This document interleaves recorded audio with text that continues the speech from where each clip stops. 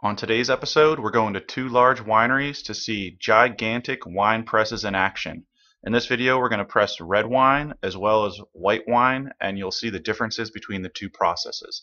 If you like videos like this, be sure to click subscribe below to be notified for any new videos. I'm up here at Mozza Vineyards in Erie, PA, and they're going through some pressing of some fermented Noir grapes. So these are 1-ton bins, and they're going to go into a 4-ton bladder press over here. And what Joey's going to do here is he's going to pump these through this, I don't know, is it a 3-inch hose? Yep. 3-inch hose through a must pump into the bladder press. And this is going to be a lot different than what you're going to do at home with a small like basket press type thing. This is going to have a large rubber bladder inside that's going to squeeze the grapes towards the outside. So it'll be a little bit more gentle, and it's just going to push a whole lot more grapes through than what we're used to. So I'm going to take a break here and then let Joey go ahead and start pumping these grapes up into the press here. Because this is a red wine, the grape must has already been crushed, destemmed, and fermented before being pumped into the wine press. As grapes fill the large barrel, the first wine to come off is called free run. This falls out through perforations on the bottom side. This all happens before even applying any pressure to the bladder inside the wine press.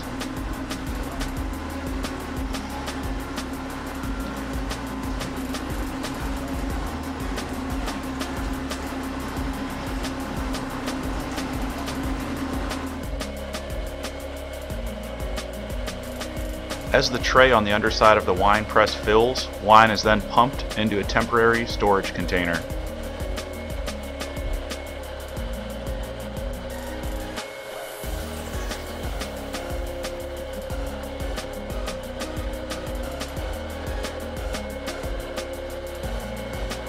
At this stage, the unfiltered wine will have a very cloudy appearance. This will fix up later as things settle out.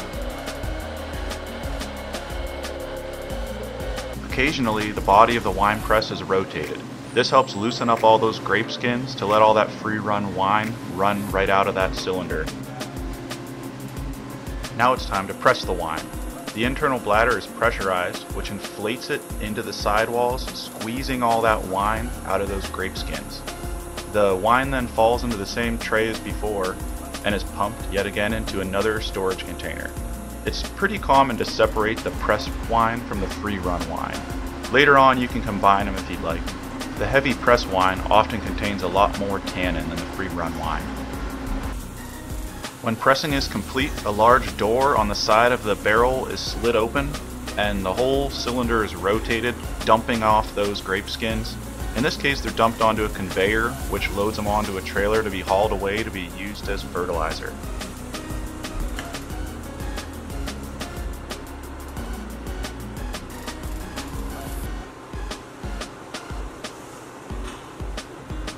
That wraps up the pressing process for red wine.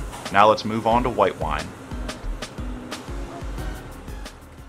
This is another wine press up at 21 Bricks up the street from Mozza, and right now they're pressing Riesling. So it's going to be very similar to what you saw with the red wine, the Noir up at Mozza, but instead of fermenting on the skins, they're taking these grapes right off the field, sending them through the crusher destemmer and pumping them directly into the wine press here.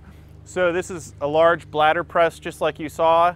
It inflates the bladder and then fills the wine into this tank, which will then be pumped into some fermenting tanks. Here's the jacketed tank that they're pumping that Riesling into. You can feel it's really, really cold.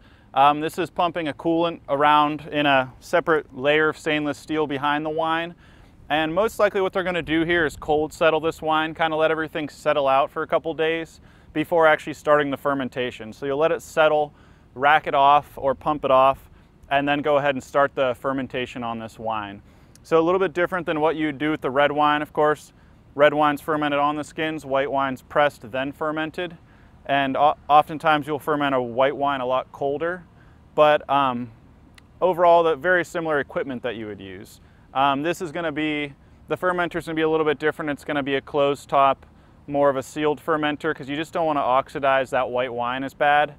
Whereas the red wine, because it's got so much tannin, it's a little bit more protected from oxidation. So the fermentation on those happens in the bins like you saw back at Mozza.